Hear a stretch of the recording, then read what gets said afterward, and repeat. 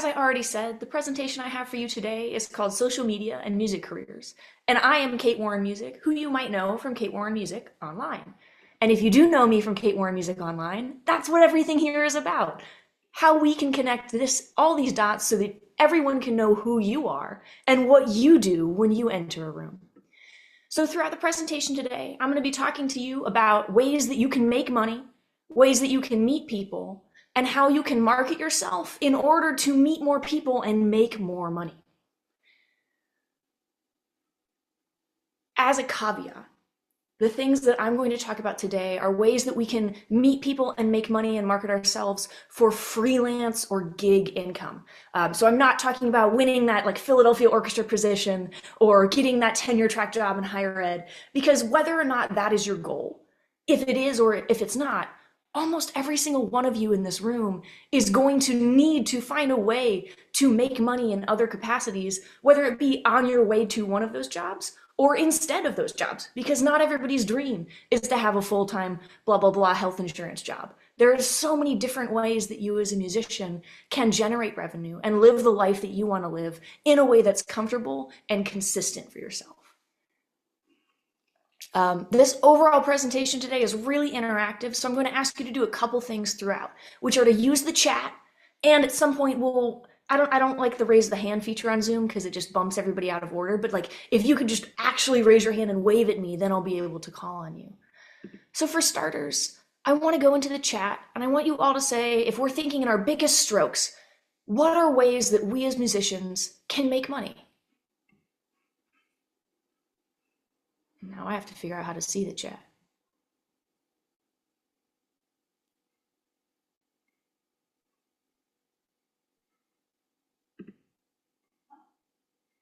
Ooh, I think I did the wrong thing. Did I exit my presentation for the Zoom? I think so.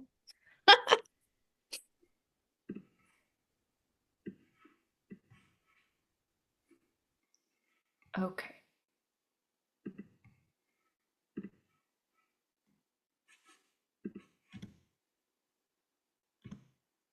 I did. I don't know what I did. All I know is I can't see the chat.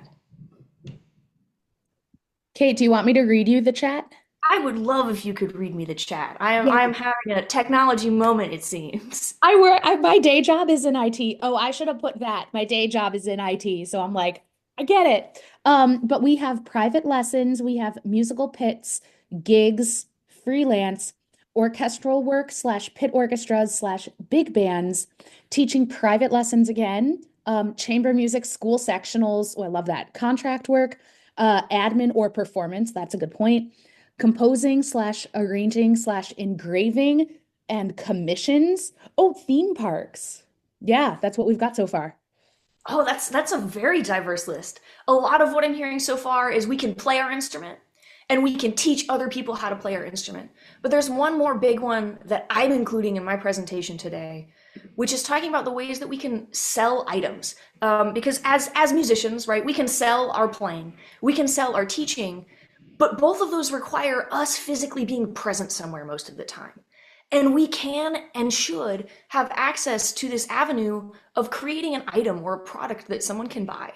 Because while it takes a large time commitment upfront to create that, once it's made, that sells itself. And the admin work for selling something is actually really low compared to the admin work for organizing a private studio or driving 2 hours to that gig, which no matter how many times you have those types of work, require that time commitment every single time as well. And throughout everything I talk about today, I'm going to talk about the pros and cons of all sorts of different types of work. That's not to say any one is better or worse than the other. It's so that you all, as musicians, you all as entrepreneurs, can get an understanding of maybe which ones will work better for you. One of the things I'll talk a lot about is like the types of gigs that require your admin work. And if you're not good at admin work, maybe those aren't the types of things you should pursue the heaviest. Maybe you should pursue the avenues that require the minimum amount of admin work because that email inbox has 1,000 notifications and it's never going to go away for you. Again, one is no more better or worse than the other. There are just some that will be better for you and your journey than others will be. So when we're playing, that list that we already started with, I think it had playing for regional groups, it had theme parks, which is definitely not on my list. I love a good theme park gig. But what are maybe some other ways, and maybe this is the opportunity where you all wave your hands really wildly and I just call on you. What are some other ways that we can play our instrument to make money? Olive. Selling recordings, whether that be on Spotify or CDs or whatever. Yeah. We can be a recording artist. And you actually went in the opposite direction that I went. I went, oh, like studio recordings. I can track myself and send it out to whoever's making that tape. Or maybe I'm dropping an album. Maybe I'm putting it on Bandcamp. What are other ways that we can play our instrument to make money? Joanna. So kind of the opposite direction of that, I've done some work where I'll just record a track for somebody else who has a musical idea, and I just come in and lay down a horn line and then walk away. Absolutely. I think, Talia, you had your hand raised? I was gonna say like wedding bands or that kind of, or like I guess like event bands, like bar mitzvahs, that Event kind of music, thing. or I'll lump that in with like chamber music, right? Not a big ensemble, a small ensemble. Whether that be playing at a wedding, playing at a party, playing at a church, playing at the library, a community center. What are maybe some other ways we make money playing our instrument? We have a pretty expansive list already. Faith? We already said recording, sorry, but like reference videos for recordings, because like at least for tuba, there's not a lot of like recordings out there of like classic rep or even etude books compared to like the trumpet. So things like that will get a lot of views on like YouTube and social media and stuff just because of the need to hear it. Okay, so we can create recordings with the, not necessarily to sell to someone directly, but with the intention to monetize them, to put them on your YouTube channel to get enough followers that you're getting that YouTube whatever premium, to get the ad revenue or other ways that creating a recording that maybe didn't make you money already could bring you money from somewhere else. Olive, do you have another one? Yeah, just to bump off what Faith was saying, just selling pedagogical materials online, like demo videos and things like that, being able to like play through exercises and explain how you're doing Let's lump them. that in with teaching. Yes, We're, I guess we're so. kind of Yeah. melding into the teaching land, and we're going to get there next. You all have hit the items on my list, which is large ensemble playing, small ensemble playing, solo. Oh, maybe we didn't talk about solo work, right? You can market yourself as a solo musician. And we talked a lot about recording. And as I've already mentioned, all of these have a different balance, a push and pull of admin work versus your time. Playing for an ensemble, like maybe a regional orchestra or a local band, probably has the least amount of admin work necessary for you. The personnel manager is going to call you. You're going to say, yes, I'm available. I would like this gig. They're going to send you the music. They're going to tell you when the rehearsal is. Everything is organized for you. All you have to do, practice your part, show up, play the gig. Very little time commitment other than that practicing the part. That said, most regional orchestras, maybe they have I'm four to empty in this. What did you say, Virginia? Sorry, I accidentally tapped unmute. That's totally my bad.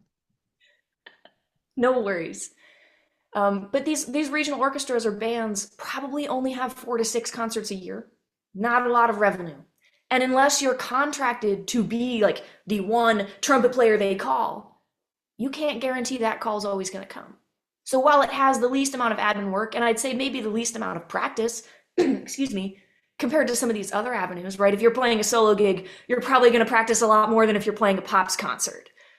If you're rehearsing with your chamber ensemble, you might have a lot more rehearsals than the 3 rehearsals before that concert cycle starts. Chambered solo work, more rehearsal, more practice input, more time up front in that regard, but also probably a lot more admin work required by you. Very few libraries are going to call you up and say, hey, I heard your horn trio is really great. Would you like a horn? Like, could we have some horn trio for the Sunday children's book event? But If you call that library up and say, hey, I have a brass quintet and we have this amazing story program that ties in with these 3 picture books. We noticed that you have a Sunday series for small children and their parents in the library. Would you be interested in having us one week? That library would probably go, yes, we didn't know this ever existed, right? When you call up all of those local churches or community centers and say, hey, I know this is a brass group, but I am a violin quartet or a string quartet. We have these offerings, or would you be interested, or is there any space in your series this year, this month, where you would like to have us come perform for your patrons? That type of outreach, that type of creating events, while requires a lot more upfront commitment than waiting for the personnel manager to call you and say, hey, you free for Rachmaninoff 3 this week. It can be a much higher grossing avenue than waiting for that personnel manager. Because while I'm at the mercy of how many concerts the New Jersey Regional Symphony plays, I am not at the mercy of how many phone calls I can make or how many emails I can send. So even though that's a lot more of your time up front, that can result in a lot more consistent income than the other avenues. All of these examples, of course, work for chamber music, but the same thing would apply for if you wanted to do a solo set. Maybe your solo set is a little different. Maybe if you're like me, you're trying to market an electronics thing with a big projector behind you. And the places that you're reaching out to, if you're a wedding band or if you're a party band, right? The types of clientele that you're reaching out to are different than if you are a children's book puppeteer brass quintet. The last one being the recording industry. Obviously, whether we are creating an album or whether we are doing studio sessions at home, these are going to require more upfront cost from you than anything else, right? Either purchasing that recording equipment yourself or renting that recording equipment or recording space from someone else. Again, none of these are bad or better. They're just different things to consider as you enter into the way that you want to become a freelancer. We can have the same discussion when it comes, whoa, how did I get to the end of my presentation? That's not where I wanted to go. I'm really thriving at the technology element of this social media and entrepreneurship session. We can have the same conversation about different ways that we can teach. And I know one that was already in the chat was that we can teach private lessons. Olive had just mentioned about creating an online course, maybe that's demonstrating either teaching fundamentals or pedagogy behind how to play certain things. What are some other avenues that we can gross income through teaching?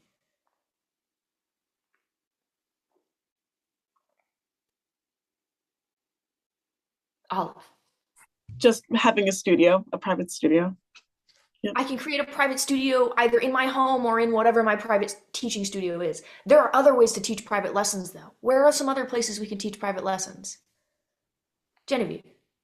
Private schools. I'm not in the public school system, but private schools loop me in for lessons, and someone else said sectionals. Yes. Not just private schools, like public schools too. If you live in Texas, all those ISDs hire trombone teacher for the whole ISD or French horn teacher for the whole ISD. And if you can go into a school system and get that contract, that's a guaranteed number of students every week or every month. I worked for a private school in Connecticut before I came down here. I was their brass teacher. I taught all the brass lessons at this private school. What are other ways that we can make money teaching? Olive.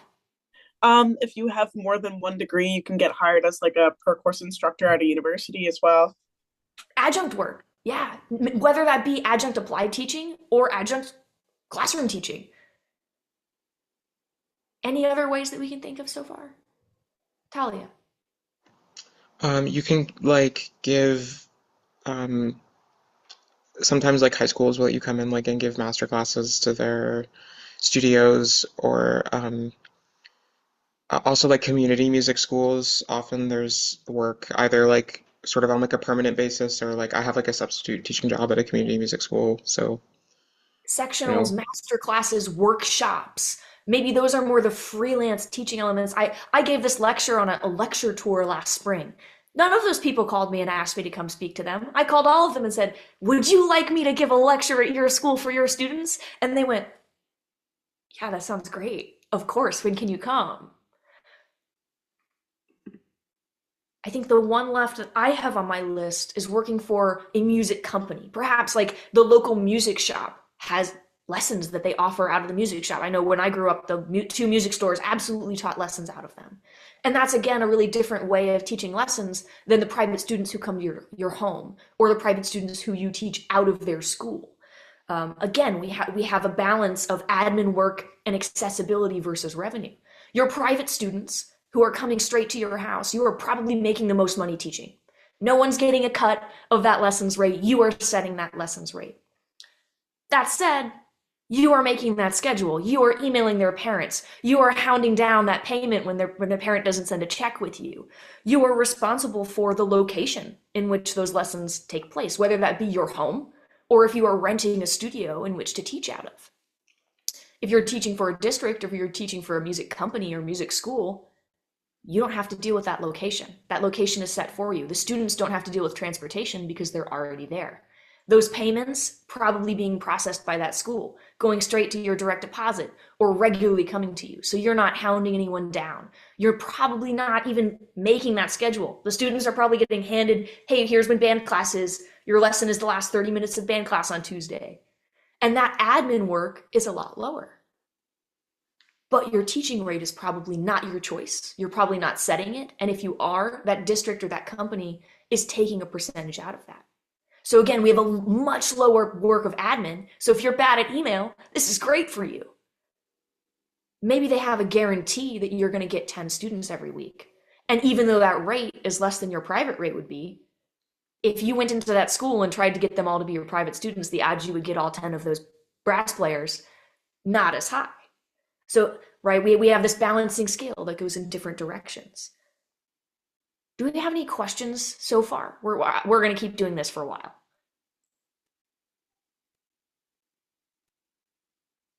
Amazing. Excellent. So again, we're talking about the ways that you can make money first so that we can talk about how to meet people so you can get these opportunities second. And then obviously we're going to talk about how to keep these people interested in you. So for our last one, this is my one that nobody likes except for me, which is why it's in my favorite color, yellow. But how can we sell things? What can we sell? Olive. You can sell like music stands or published music if you have your own published music as well. Any like products published like music. that.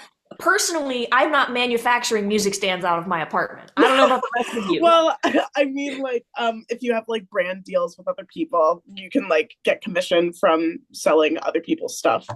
Okay, there we go. We can That's advertise. what I meant. My bad. Yeah. We can advertise. We can, but absolutely, if we are a composer or if we are, I know many of us as performers don't like to say that we're composers, even though we do write down music all the time.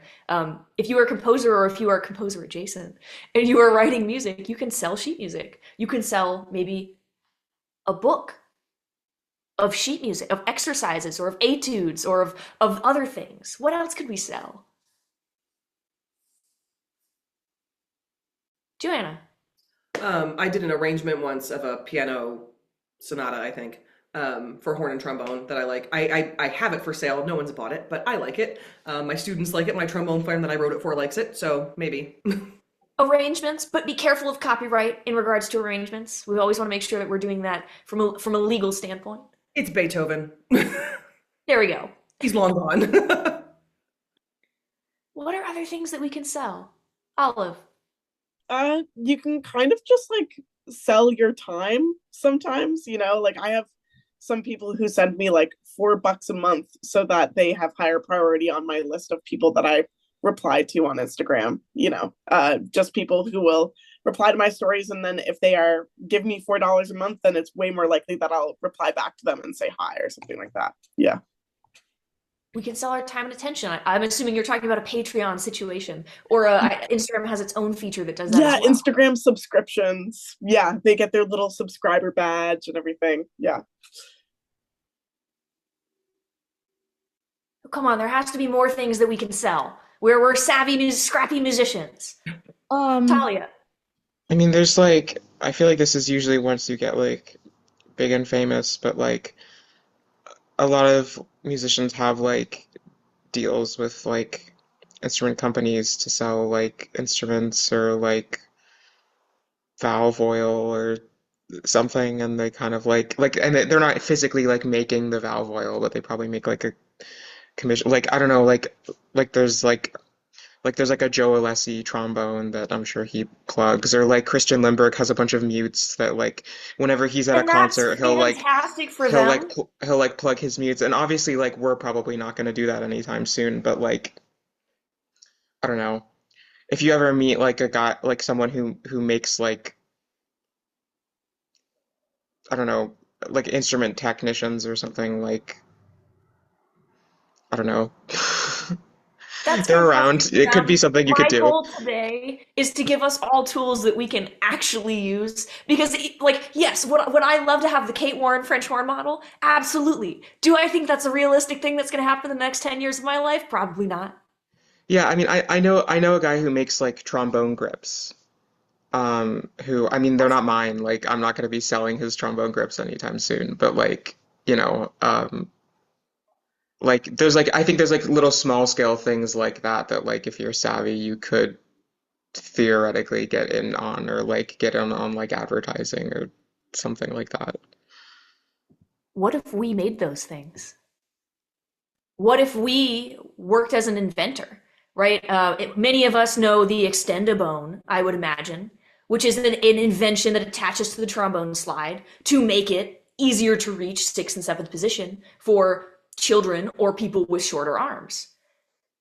And I would imagine that all of us as savvy musicians have at some point gone, there's this thing that I don't like about my music, my instrument, my music, some part of my process. How can I tweak this and make this better? I had a friend that I went to undergrad with at Florida State, and he didn't like that his belt buckle scratched his euphonium. So he created this plexiglass attachment for the back of his euphonium to protect it from his belt buckle. Right? And if there's ever been anything that you said, this is making my life easier, even if it was a rubber band tying something to a thing, right? We all probably know what a pencil clip does, but someone at some point had to go, hey, I'm tired of forgetting my pencil. How can I attach this bad boy to my instrument? And if you've ever had something that made your life a little bit easier, someone else probably would think that makes their life easier too. We talked a little bit already about selling courses as well, right? If you can teach a lesson, you can create a course or a book or some type of pathway for how to teach someone something. Many of us in this room are or have been music students at a college or conservatory. What a privilege, right? That is not something that the majority of people around the world have access to.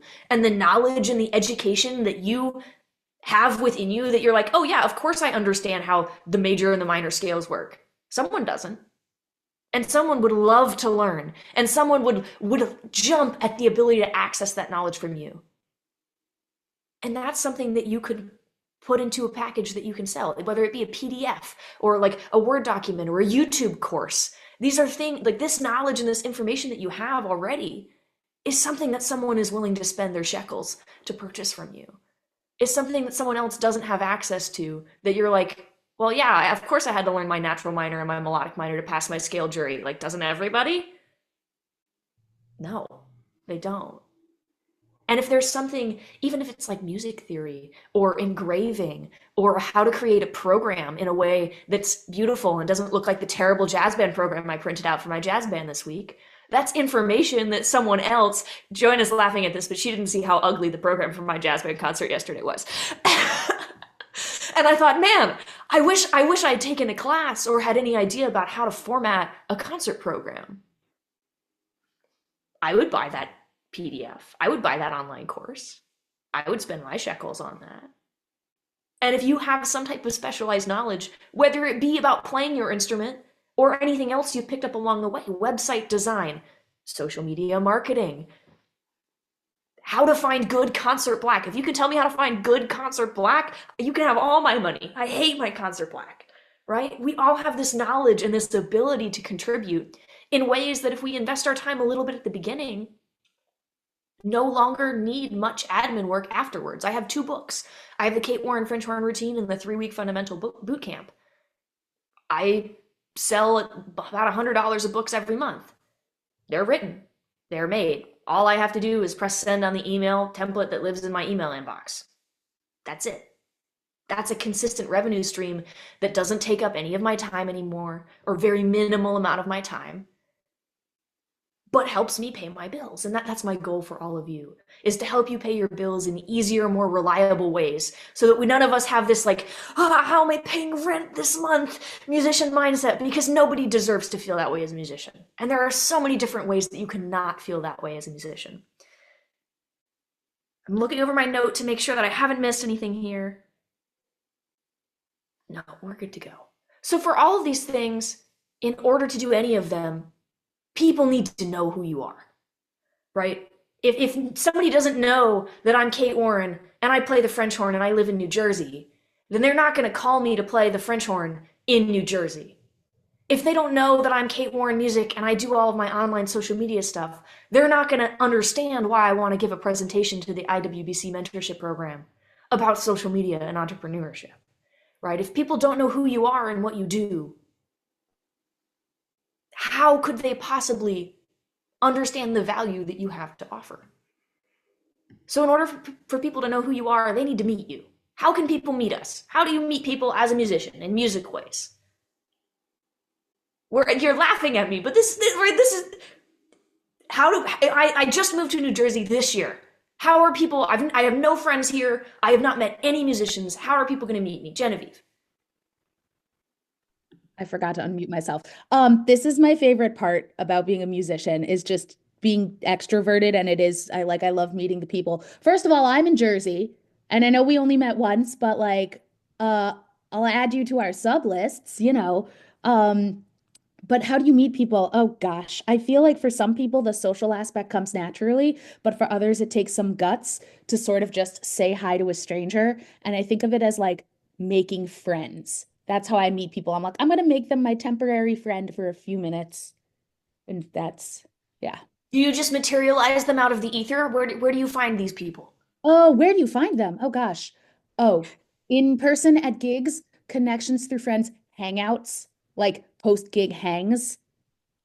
Yeah, that's where I find The it. networking aspect. So gigs, amazing if you have them, right? If you don't have a gig, we need some other ways to meet people, but let's start there, right? If we have gigs, not only the way you interact and communicate with those people while you're there, but if they say, hey, do you want to go to the bar afterwards, blah, blah, blah, you say yes. Even if you don't, you say yes. And you take that as the opportunity to keep meeting them, which I think is the other half of this, right? Remember you, right? We're going to continue that excursion. Joanna, how do you meet people?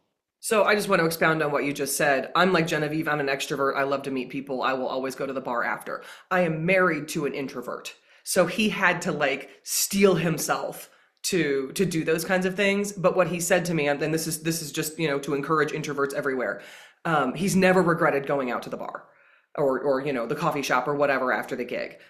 He has to like gird his loins. He has to get himself ready to do it. But then once he's there and he starts talking about music with musicians, he can loosen up and be comfortable and be himself. Thank you so much for sharing that. Olive, how do you meet people? I personally live in like a pretty remote and like geographically separated area from the court. Like I live like very far on the East Coast in a very small city up north in Canada. So I don't get to like meet very many people in the classical music scene who are very prominent like in person. So online networking has been like a huge thing for me to like get to know other people and make sure that other people know me and everything. If I didn't have a platform like Instagram, then I probably wouldn't have gotten into this like mentorship program kind of thing. You know what I mean? Yeah. Absolutely. And for all of us, especially in our post-COVID world, meeting people online is a thing. It is a thing that we do. Do not confuse meeting someone online with meeting someone in person, though. No matter how many times you've interacted with someone in a digital scape, the first time you meet them in real life is still going to hit like the first time you've ever met them. So we're not writing it off. Completely valid, valuable tool to use. But if you follow me on social media, right, if you follow Kate Warren Music, that doesn't mean you've met me. That doesn't mean you know who I am. That doesn't mean you understand the nuance of the type of person and the way that I show up to my life is. And that's a balancing beam. What are the other ways that we can meet? So maybe I don't have any gigs. Talia, how can I meet people? Well, I mean, you only get to do this a few times, but like music school is a place where you meet people. Um, Also, like workshops or conferences. The thing we're doing right now is a place where we're meeting people. Um, I'm gonna twist what you said because you said like you can't always go to music school or like well, a like you, workshop well, or like you, hold on, a well, like workshop or you, a y y conference. I meant But like you only get music school like so many times. Like you can't, like you do it like a couple times in your life, maybe. Like you're not what gonna keep both of getting those degrees things throughout your life like are, continuously. what both of those things are communities, are engaging with your community. Yes, you only get music school a couple times, if more than once, but you will always have a musical community around you. And while that might not be, we all have to go to piano 2 class every Thursday, that could be, I'm going to go to the New Jersey Symphony every time they have once a month, whatever. I'm going to go to these musical events. I'm going to go to the conference on the same side of the globe that I'm on. I'm a horn player. I'm going to go to Northeast Horn Workshop because I'm in the Northeast. I'm going to go to Hornfest Day at blah, blah, blah, blah, blah, because it's my musical community. I'm going to actively take the time to engage with my musical surroundings, even when they're not immediately like the people in the classroom next to me anymore. And it's like music school is amazing because they're right there and that musical community is created for you. But as we leave music school and enter the workforce, whatever that means for you, you have to actively search for that musical community. Where are other places I can meet musicians? Olive. Going to other people's gigs and saying hi to them after their gigs. Yeah. And saying hi to them after. It's amazing that I can go to somebody else's concert. But if they don't know that I was in the audience for that concert, that's meaningless to them. And you know, like maybe shooting them a message saying, "Hey, your concert was amazing." Better than nothing, right? Better than nothing. Not nearly the same as walking up the stage afterwards and going, "Oh my gosh, that concert was fantastic. I'm Kate Warren. I'm also a French horn player. I loved the tone of your solo on this blah blah blah." Right? Just that one moment of human connection, of human interaction to say, "Hey, I'm here and I appreciate what you just did."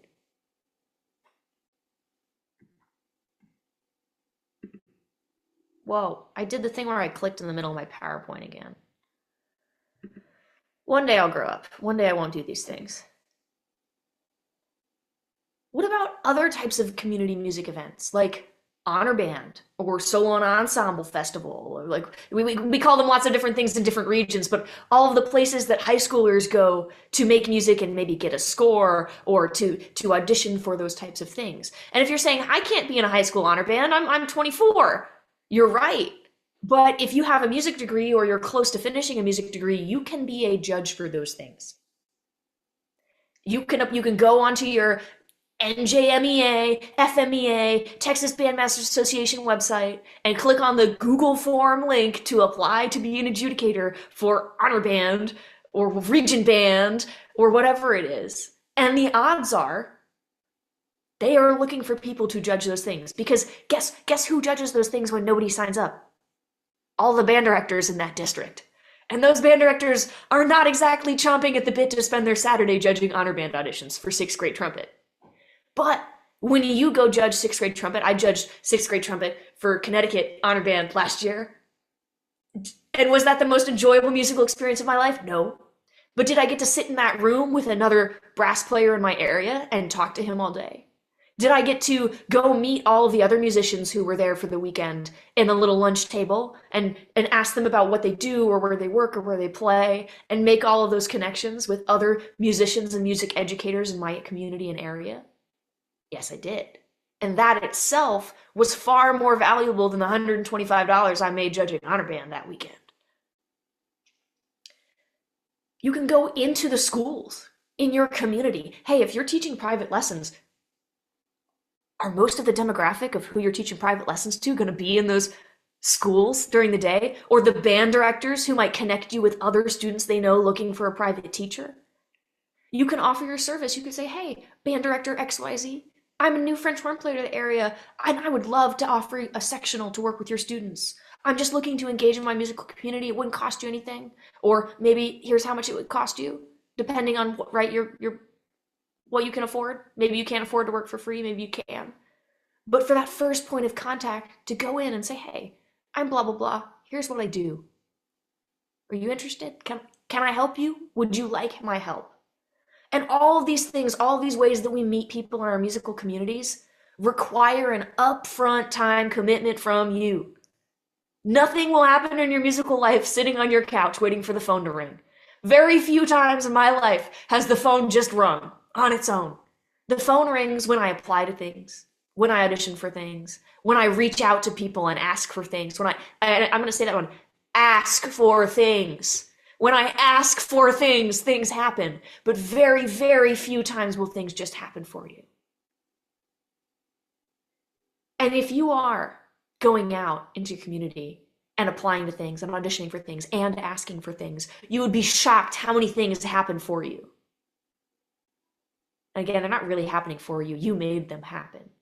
But you have to make them happen by committing your time, committing your ability, putting that effort in the front to receive whatever it is that you're looking to receive at the end.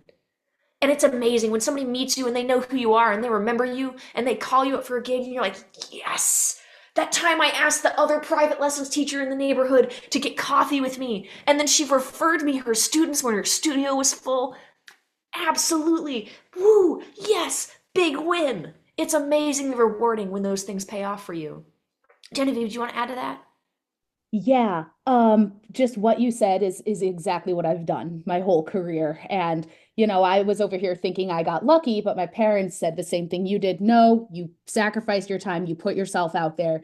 It was easy for you, but you did it. But I have also had to make some sacrifices, and I was just thinking those are important too. Like, I have a lot of friends who are non-musicians, haven't gone to all their weddings, haven't gone to all their parties, haven't gone to. So there are some people who are not going to get it and who are not going to get why you don't have all the PTO in the world to hang out with them or whatever your situation is. There are people who unfortunately do not get that this is what we do. But I mean, you just calling it out made me be like, yeah, this is exactly what needs to happen, regardless of what the others think. Thank you for sharing that with all of us. It makes me feel a little less preachy and crazy. When we meet people, when we go out of our way to meet people, that is step one. That is not the end game. Because there are so many people who I meet once, and the next time I meet them, they're like, oh, it's so great to meet you. And I'm like, you've met me already. And that's step two, is helping them remember that they've met you, helping them remember that they know who you are and they know what you do. And they're going to call you up for XYZ because you said, hey, I'm a New Jersey French horn player and I'm new to the area and I'm looking for gigs. And then other people add you to their sub list because you said, I'm looking for gigs. I'm looking for students. I'm looking for recording work. When you tell them what you're looking to do, they then know that you're looking to do it. And maybe you won't be the first person that comes to mind or the first person they call. Or maybe they'll go, oh man, that crazy curly haired girl is looking for work. Wow, that was so bold and brazen of her. But eventually, something will come up. And whether like every other person they were going to call can't do it, or the back of their mind says, oh yeah, like the last 5 gigs I've given away, this person's come to mind. Maybe I'll throw them this one. Eventually those dots connect. So I ask us now, what are the ways that we can help people remember that we exist and what we do? Olive. In my experience, compliment goes a long way, as far as like making sure that someone remembers you because of something nice that you say, or putting yourself off as a very nice person to be around. That's just one way that I've found that has been pretty helpful for me to You can get make people to a remember who I good am. impression. Yes. Yeah. Yes. What are other ways people remember us? Faith. You can connect with them on social media and be like, "Hey, I'd love to see you again." And especially when you follow each other, you see them post and it comes up like, "Oh, I saw them at this gig," or like, "I saw them at this event." And seeing each other's posts usually helps with that, like connecting on any sort of social media, whether it's Instagram, Facebook, or something like that. That was two parts, right? That was following up, being the number one. Hey, it was great to meet you, right? Because that fleeting moment, maybe they're packing their trombone up and they're trying to get out of there because their parking's about to expire and they're not, it's not going to stick. But just that one, like that DM or that email, right? If we're talking about academic type things, that email, that DM can remind them of that experience they had with you. And especially if you made a good first impression, they'll be like, oh yeah, that wonderful, lovely woman. Absolutely. And then your second part, which was continuing to connect with them, right? Giving them that follow, especially like on an Instagram or a TikTok or a Facebook or whatever social media you're on. Because not only do you keep seeing what they're up to, right? You continue to have an understanding of who they are and what they do. They continue to see who you are and what you do. Joanna, did you want to add? Not to that. It's another thought. I have a super cool business card. I'm older. I'm in my 40s, but I have a really striking business card, and every time I hand it to somebody, they're like, "Oh, this is awesome." I also have a business card, and it's you say like every time I hand it to them, they're like, "Oh, it's awesome," and then you said you're super old school. Part of the novelty of having a business card as a musician is that people go, "Oh, not everybody has that. How thoughtful. This person is obviously thinking about how they interact with others." It's striking. It makes an impression, right? We're talking about making a good impression. It makes an impression that you're serious about what you do, serious enough to have paid. I'm trying to think of who printed my business cards. I got like 100 business cards for like $25. They're not expensive. It's a super easy thing to do. Low time, low effort, low cost input for something that makes a huge impact in how somebody remembers you. I love a good business card. I keep all of the business cards anybody gives me.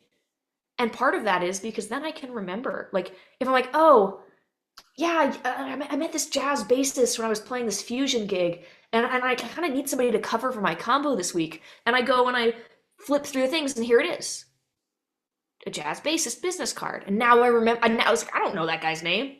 Of course, I don't know his phone number off the top of my head. But this business card that lives in the stack, or maybe I put it in my wallet. Now I have to remove it from my wallet eventually. And that action of removing it from my wallet, again, reminds me of this interaction that I had with that person. Maybe it goes in the trash, maybe it lands on the desk, who knows? But again, that's like another touchstone, another, hey, here's who I am and what I do, don't forget about me. What are other ways people can remember us?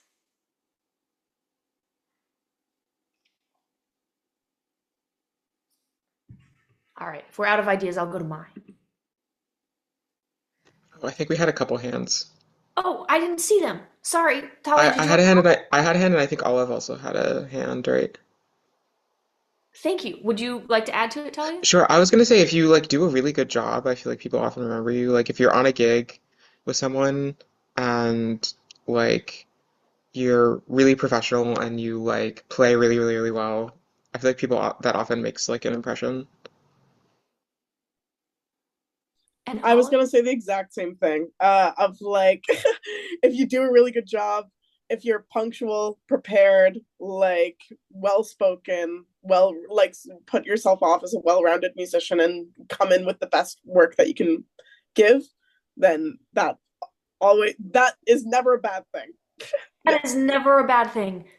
Making a good musical impression, just as important as making a good human impression, right? It doesn't really matter how hard I try at the networking part, at the business card bit. If I came in and like shat on the gig or like gave the worst masterclass of my life, right? Like very, very important aspect of it. Every time they see you again, right? The next time you run into them at that gig, the next time you see them in the street, reminding them of the last time they saw you or heard you or met you, right? Creating that reconnection, just like we talked about, like pulling the business card out and saying, oh yeah, that's right. Saying like, oh, it's so great to see you again. I remember how fantastic that concert was in October. Again, like what a great job you did. Congratulations. I hope you felt really good. those types of things. We already mentioned about like following up with someone on social media, following them on social media, because you know who's going to see who's blah, blah, blah, blah, bad sentence. My college students get that from me all the time, and they just go, not again. They're going to find you online way sooner than they're going to run into you in person again. And for all of us who are addicted to the motion picture screen and spend the majority of their day on the motion picture screen consuming, that is your infinite avenue to being on their mind. And every time that they see you on the picture box is a time that they can remember that interaction that they had with you.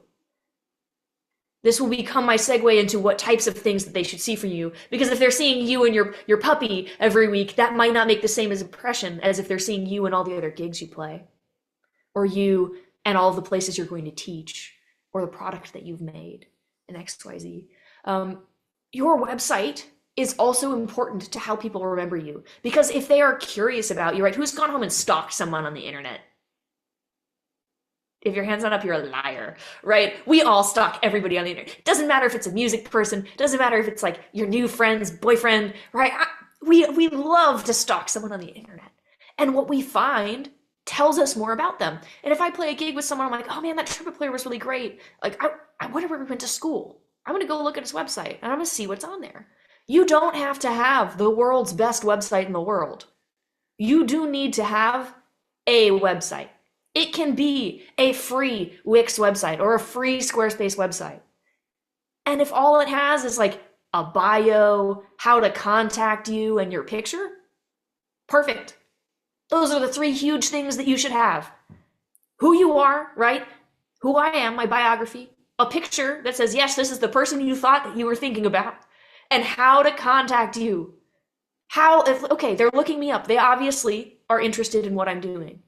Here, when they inevitably want to call me or hire me for something, here's that email address. Here's my phone number. My phone number is on my website, and I don't get spam. I know people are like afraid of like your phone number's on your website, you're going to get spam calls.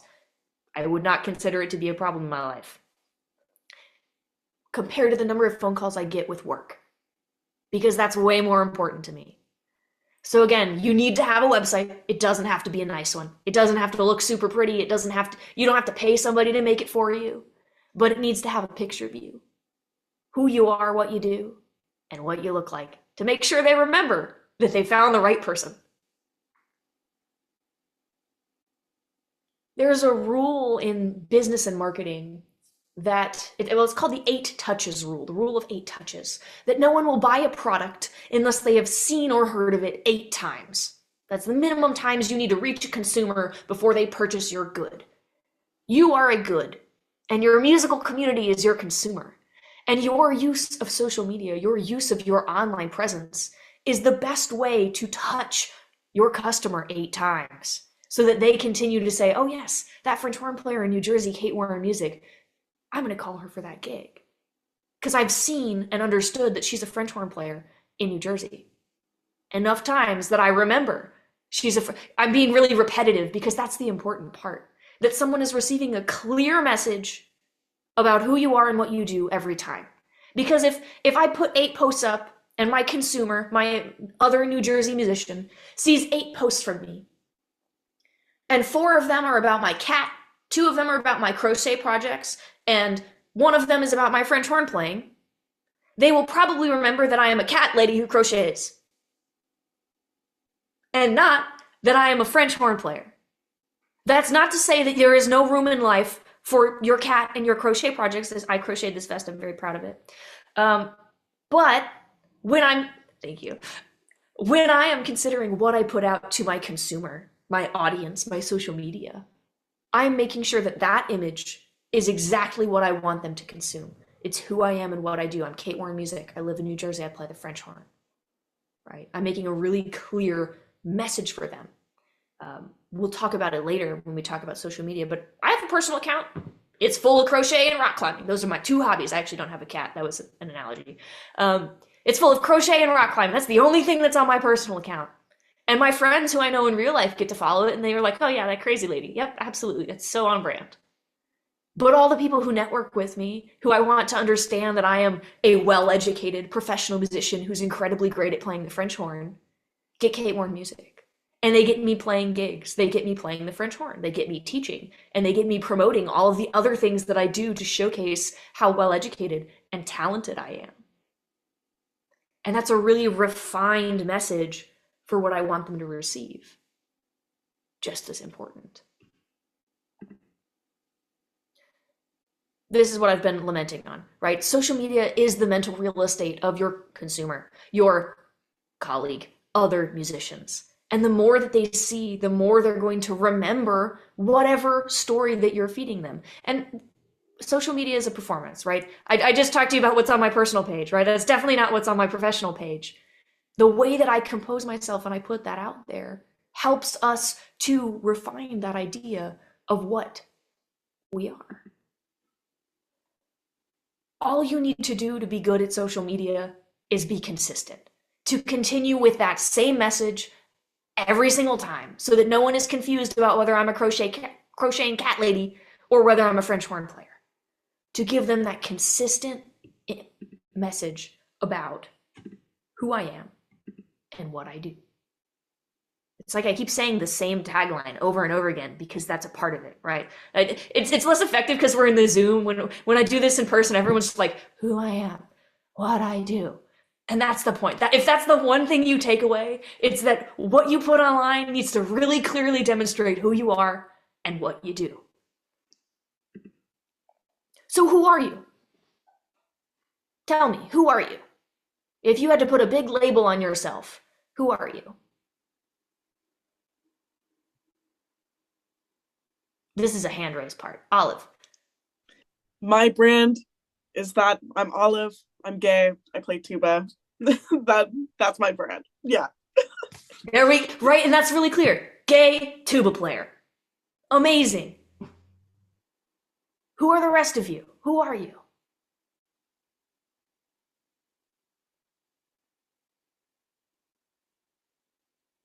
And if you need to take a second to write down an example for yourself, absolutely. Talia, who are you?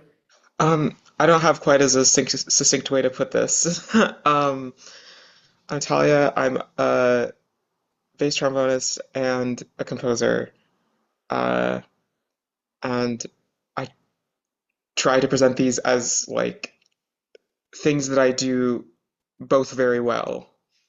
You Which are a is not, performer and a composer. yeah, like I guess as like like a multifaceted artist, you could say. Well, that would be a very like marketing friendly way to put it. Amazing. And this is, I have these two columns up for you, like who you are and what you do. And in a minute, I'll spoil the surprise for you. Who you are is going to be what your handle needs to tell them. And what you do is going to be what your bio needs to tell them. Right? So Talia is a performer and a composer. Olive is a gay tuba player, right? These are really succinct, small bites of information that you can give your consumer so it's immediately obvious what you want them to know about you. So does anybody else in here, would you like to share who you are? Joanna. I am a feminist, horn player, and teacher. There we go. Genevieve. I am a low brass performer and educator with an optimistic outlook on life, which is difficult these days, but I'm trying. That was long. Okay. That was good, but we're bleeding into what we do. Are we? Okay. It's okay. I didn't tell you what the parameters were. So like if we're thinking about the broad buckets of like who we are, right? We can be performers or educators or composers or recording artists. These are like the like one word recording artist, 2 words, right? Really brief statement on like this is what my specialty is, or like not my specialty, but like this is what I do. Broadest stroke, like I'm a performer, I'm an educator. That is what my bio on Instagram says. Performer, educator. But what we do is that nuance, right? Like I am a high school level private lessons teacher, right? This specificity. I am a performer and educator with a positive outlook on life, right? That's the second text. That like this is what makes me different from everyone else part, right? I am a woodwind quintet, right? I'm not just a performer. I'm a woodwind quintet. I am a grade 0.5 to 2 composer. Not like a composer says like, oh, I could write anything, right? Here's exactly what I write. Here's exactly what my specialty is. What you are coming to me for because it is my bread and butter.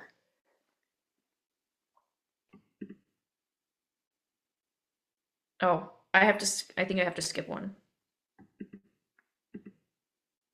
I just want to use my example, right? So this is my social media profile. And it has all of these things, right? At the top, it says, Kate Warren, French horn. First line of my bio says I'm a horn player, a clinician, and then lists my 2 jobs. I'm a professor at Ocean County College, and I'm the horn soloist for the Broadway show Blast. That tells you who I am. Underneath that, it says what I'm doing. I'm teaching you practice tips. And then there's a call to action, which we haven't talked about, which is like, here's how you can engage with me, which is another element of it. Now I have to go back and we'll get there, right? The way that you package this is so much more important than anything else. So if you have your notebook in front of you and you're writing this down for yourself, we'll do some examples. But like as you brainstorm this on your own, which is kind of why I'm hoping to give you this information so you can use it. Once you've solidified like the buckets of who you are versus what you do, the broad stroke versus the specificity. That was not a word, specificity. Still not sold. The specifics. I'm allowed to be wrong. We're all allowed to be wrong. When we boil that down, that gets us how people are going to access us. So our handle or username is the most important bit, because if you have a good username, people are going to remember it. And if it's not, no one will find you ever again. My biggest thing, right? I am Kate Warren Music.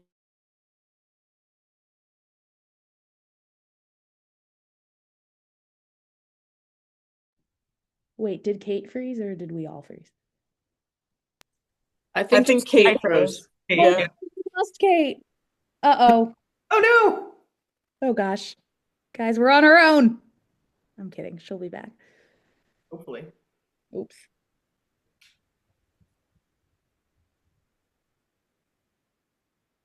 She's gone forever.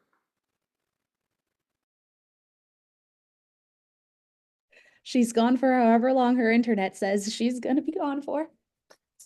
The internet gods are at play now.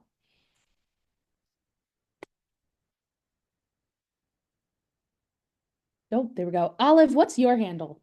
My handle is olive.tuba. Okay, it is just olive.tuba. That's what Yeah. What's yours? Mine's I like to tuba. And that's why I was like, mine's like cheesy. Like it doesn't say my name or anything, but it's like I see you now. tuba. Oh, good. Wait, we're killing time. Back? I think we got Kate. Are you alive? Kate, are you there? We are so back. I think you might have to unmute, Kate. Kate, unmute. I'm working on it. There she is. I'm just a boomer pretending to be young. We missed you. Hilarious. I love that you're all sharing handles with each other. I came back in and you all were just like passing business cards digitally. I was like, this is amazing. Pause. We need to figure out all these handles because that's the fun part. Yeah, here's Olive. Olive.tuba. Yep, there you are. Beautiful. And if you all want to take time to put your handle in the chat, that could be a great way to do that as well. Oh, I didn't even think about the bios. Where did I leave off?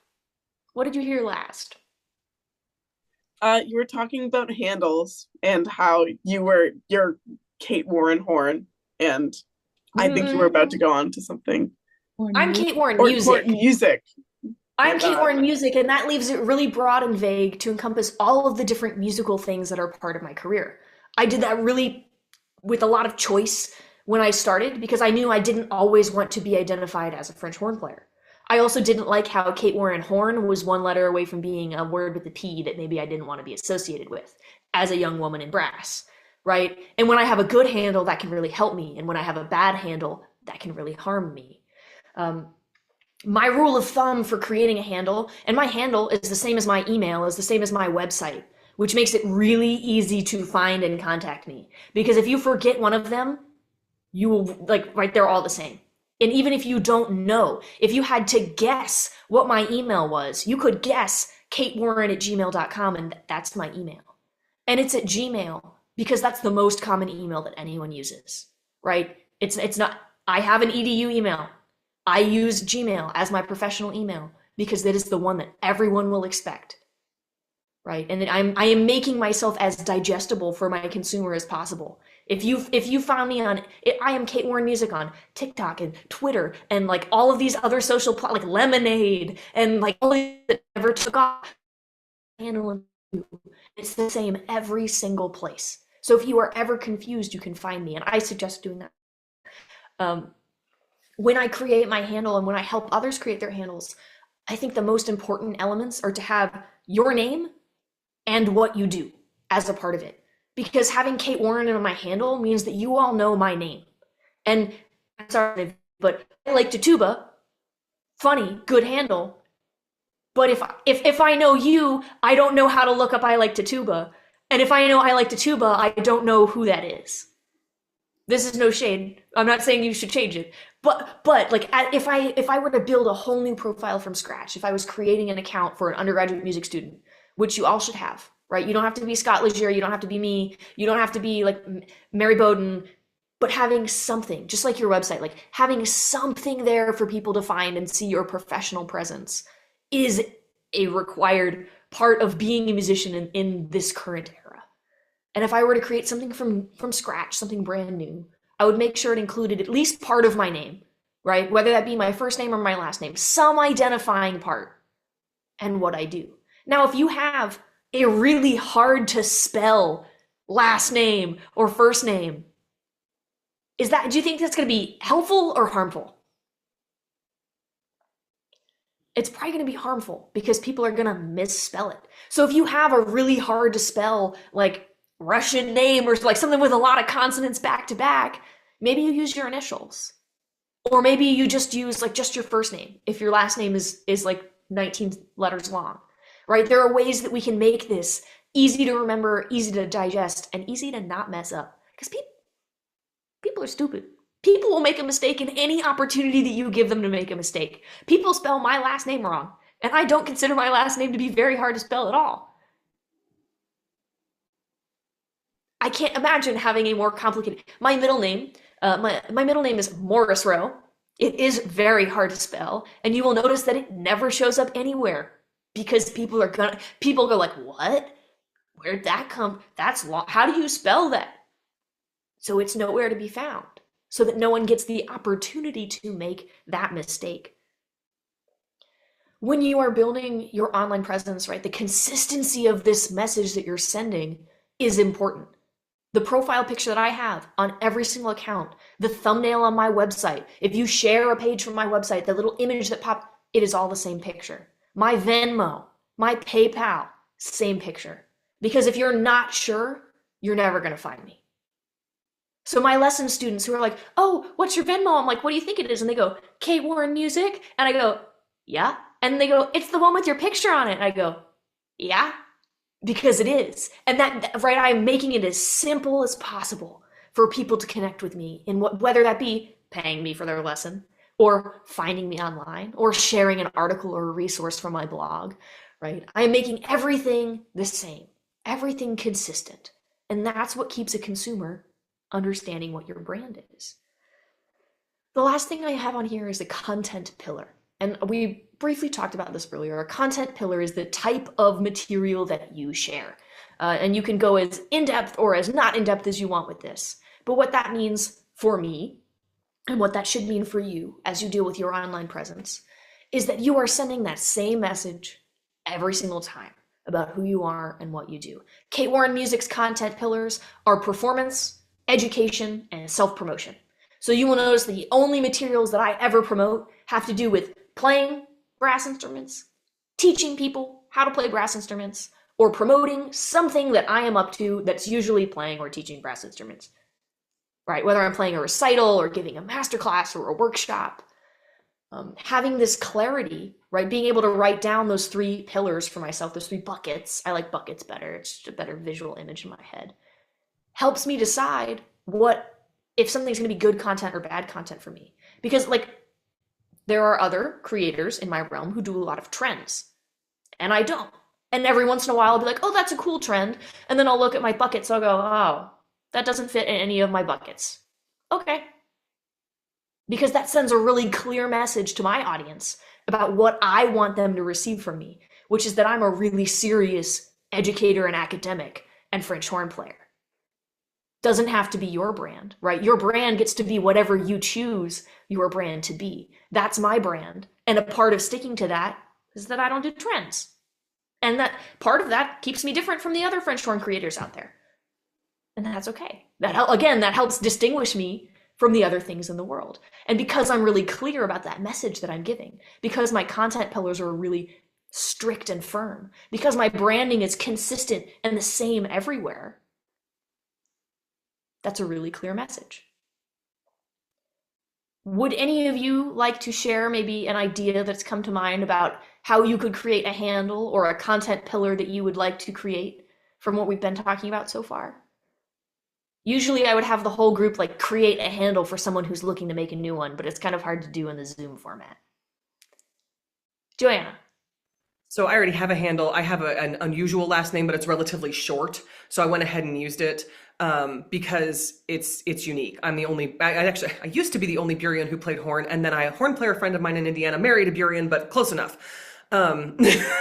And then when I went to make my website, I use my middle initial, like in my email and everything, but it's an L. And so sometimes it looks like a 1. And so when I went to make my website, I dropped the L so that it would be more clear. And I have a very unique first and last name. So if, I'm the only Johanna Buryan around, certainly the only one playing a brass instrument. There we go. Super clear message. Would anyone else like to add? Would anyone like to be a guinea pig and have us create some example handles for you? If maybe you are considering starting out your own venture into website dumb or handle dumb. Talia. Sure. I mean, I have a website, but I don't have like and I have like a private Instagram, but I don't have like a personal, like a public, like professional Instagram. So maybe that can be the guinea pig. Alia, did you say Amazing. trombone? Did I what? Bass trombone or just trombone in general? I kind of play both, but I mainly play bass trombone. Okay, I'm gonna use that for my brainstorming. Uh, So the information we know is Talia's name. It's there on the Zoom. We know that they are a composer and a bass trombone player. So maybe we all take a minute and stew on those. How can we combine? And we want it to be succinct, right? We don't want to be a 97 character long handle. You have to ruminate on it, Olive. Give yourself a minute. Well, I'm just saying that there's like a huge opportunity for some alliteration. Yes. Like, Yes. to have it roll off the tongue. Yeah. But Go ahead, share. What have you done, Olivia? Or Olive, I'm so sorry. No, I would just say like Talia trombone would be like a great one, I mean, like speaking from experience, like and like you had mentioned very briefly, Kate, like just putting your instrument in your handle can be kind of limiting to how you're kind of presenting yourself because, although I play a lot of tuba and that is what I promote a lot on that Instagram account, it's not the only thing that I do as far as being a musician or working within the music field. You know what I mean? Like it is a lot of research, like external academic research, and it's a lot of teaching outside of that as well, which I thankfully can share with them, but it does not perform as well as the stuff that I actively show on my account as like tuba content, if that makes sense. Yeah. What other examples could we create for Talia? That was a great one.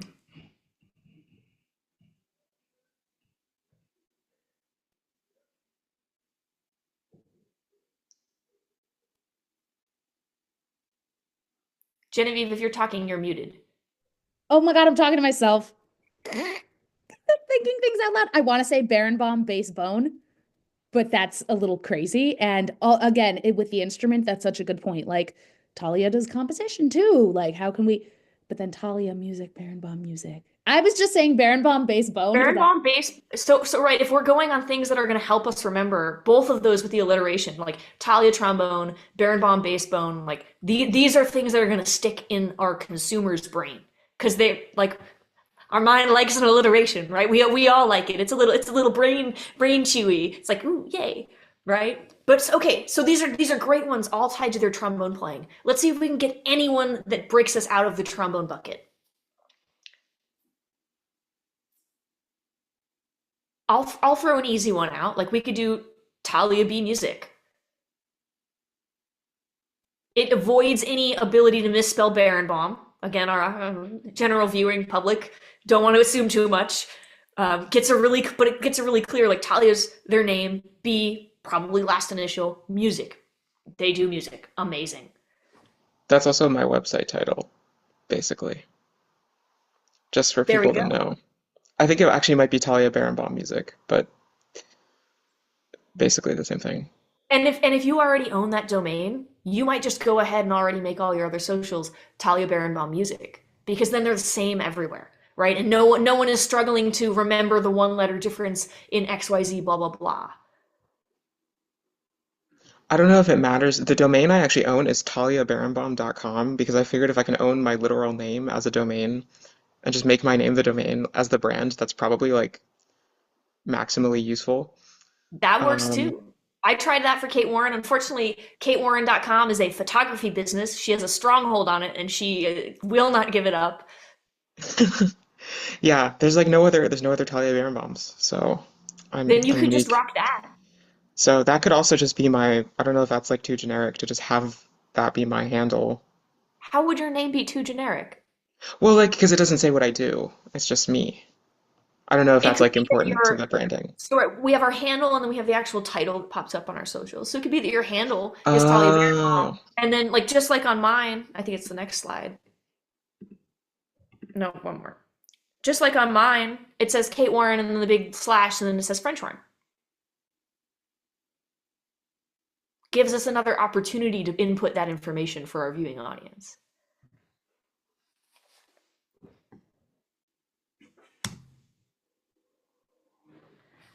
I mentioned this to you before, but the buckets of who we are and what we do become that information for what our handle is and what information goes into our bio. Um, for the 90th time, right? The beginning of mine tells you who I am. I'm Kate Warren, I'm a French horn player, I'm an educator. These are my jobs. And the rest of my bio says all the things that I do. I'm a soloist at Blast. I'm teaching you new practice techniques.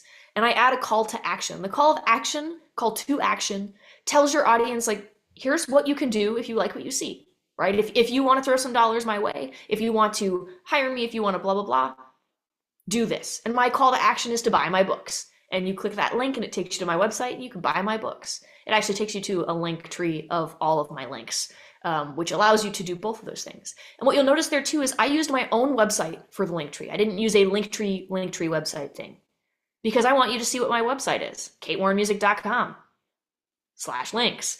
And it was a super easy page to do. All it is like 8 buttons and they're all in a row and they linked. I update them whenever I want on I use Wix. I just update them with all the new stuff I want to put there, just like you would do a link tree. And instead of having to go through a third party to create that for an unrelated website that has nothing to do with me, my viewing audience gets to go straight to my website for their links. And then, oops, if they click on the picture, it takes them to the homepage of my website. Oh no, right? If they click on my face, it takes them to the homepage of my website. Now they're on my website. I'm generating traffic directly to my website rather than to Linktree corporate headquarters, question mark, question mark. That's brilliant, Kate, because my quintet was actually just talking about this. Like we were like, should we put the quintet website or a link website? And now I can come back to them and be like, we can do both. And instead of having to list several, right? Instead of putting the link tree and then my website underneath, you've only got one right there.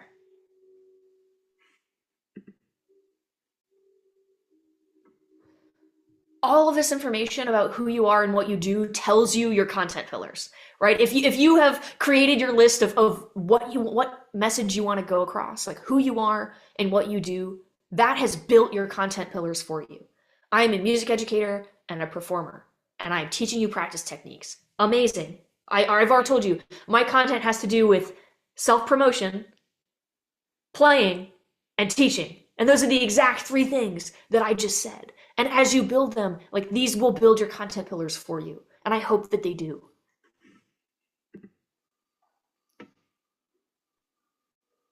I'm running kind of long, so we might only do one of these examples, and then I'll ask if anybody has questions, because I don't want to take up too much of people's time.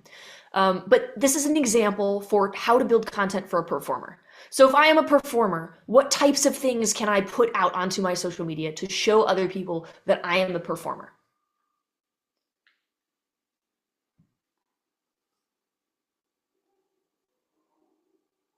There's a really big low-hanging fruit. Talia. Performing. Images or videos of me performing, me at concerts, right? A picture somebody took of me playing a concert or a video of a concert. Great. Maybe I have used up all my concert footage. How else can I show people that I'm a performer? Olive. Practice videos of prepping for upcoming performances. Yeah, footage of me playing the things I'm going to play on my performance. Maybe that's rehearsal footage. Maybe that's stand cam, right? I put my phone on a stand during my rehearsal. Maybe that's how I'm breaking down the practice of something that I'm working on. But videos of me playing, videos of me performing. What else?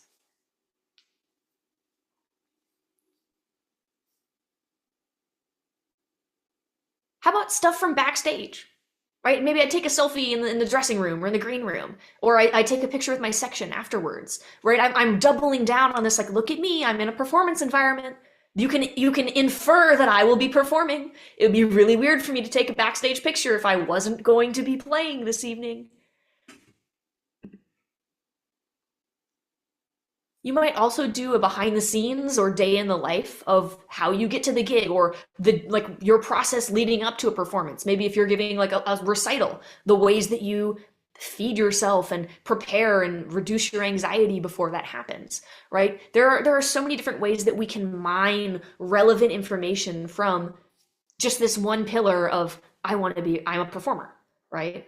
That are more than just that very limited ability to post my performing.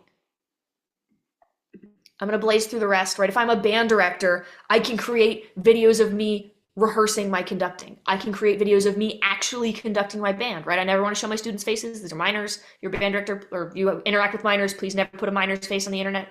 But that doesn't mean that you can't record yourself in that context. I can put up my concert program. I can put up a picture of my score with my baton. All of these reinstate this idea that, hey, I'm a band director, and what I do is band directing, right? If my band wins an award, like they go to festival or MPA and they get a superior or a 5 or whatever ranking system you are, I can share that accolade. I can say, I'm so proud. Look at this thing that my band has received. And part of that is you bragging about your band. Part of that's you bragging about you, because you're the reason that band just got a superior at state, right?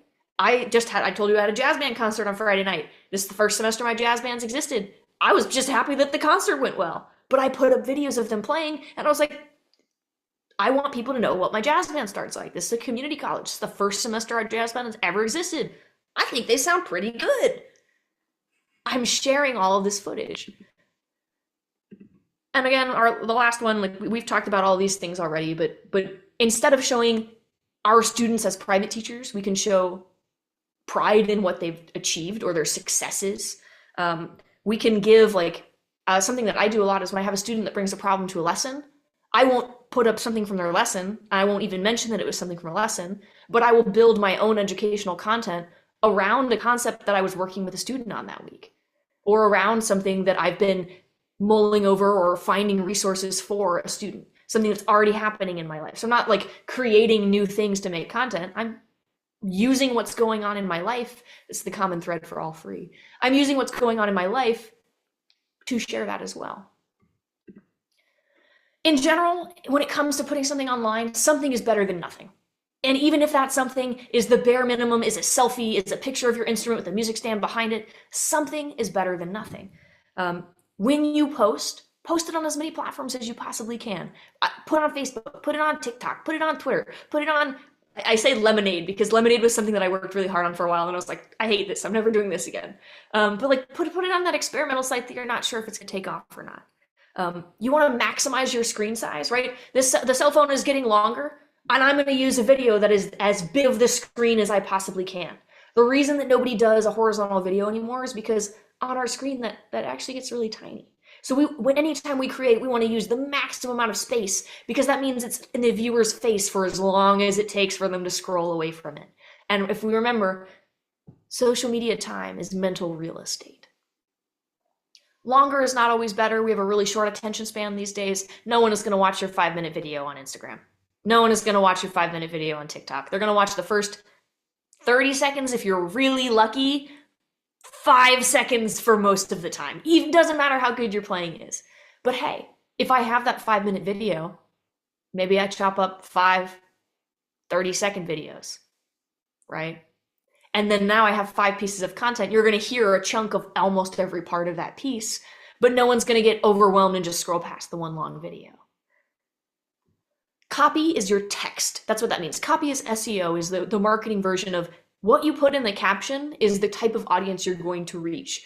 Hashtags are still useful. They're not maybe as useful as they used to be because every word in your caption works the same way a hashtag was. So if I put the word French horn and I put the word trombone and I put the word trumpet and bass trombone and clarinet and flute, any viewing member that has any kind of relationship with that word, who engages with that word, is going to see my content probably more than if I put crochet cat lady, needlework, curly hair.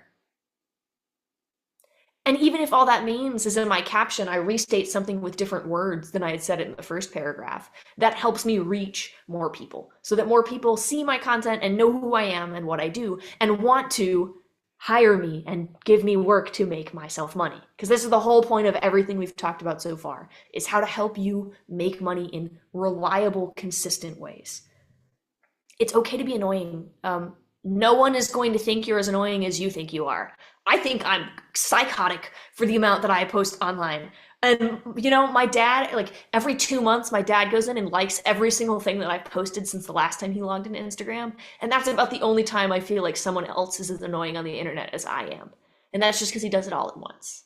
But there's nothing that you can do.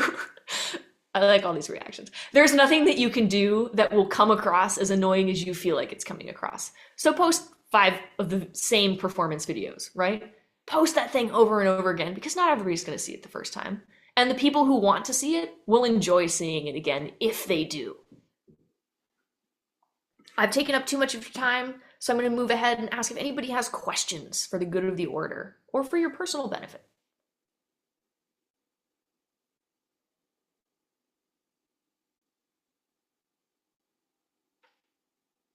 Talia. You mentioned pretty early on in the presentation having a contract with like a music store to teach lessons. I'm curious how you go about like getting that kind of contract. Like who are the kind of people you have to meet, where do you meet them, like that sort of thing. So you could do 2 things. You could send them an email with information about who you are and what you do, right? Maybe with your resume or your CV or a link to your website, probably don't start with the video you're playing. Or you could just go in person. In the digital age that we are in now, sometimes going in person and being like, hey, I'm a music teacher in the area. I'm looking to expand my studio. Or are you guys hiring? Or like, do you mind if I put my lessons flyer up in your music store? Especially in the music community where we're so like small and close knit, can go a really long way. Again, doesn't mean they'll give you a job immediately, but maybe if their saxophone teacher leaves in 2 weeks and all of a sudden all their music theory lessons open up, they might go, oh yeah, that person said that they did that thing. Okay, yeah, maybe we'll call them. Awesome, thanks.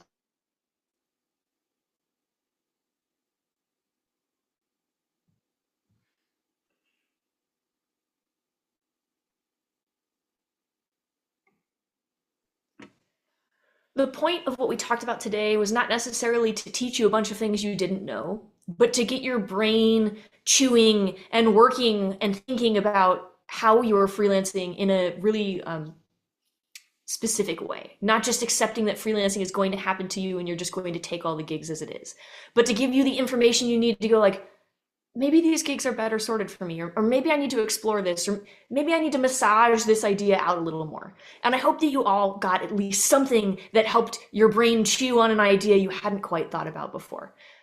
This was Social Media and Music Careers, and I am Kate Warren from Kate Warren Music. And if you have a question or something comes up later that you thought about from this, you know exactly where to find me online, and you can send me a DM, and I would love to talk to you about it.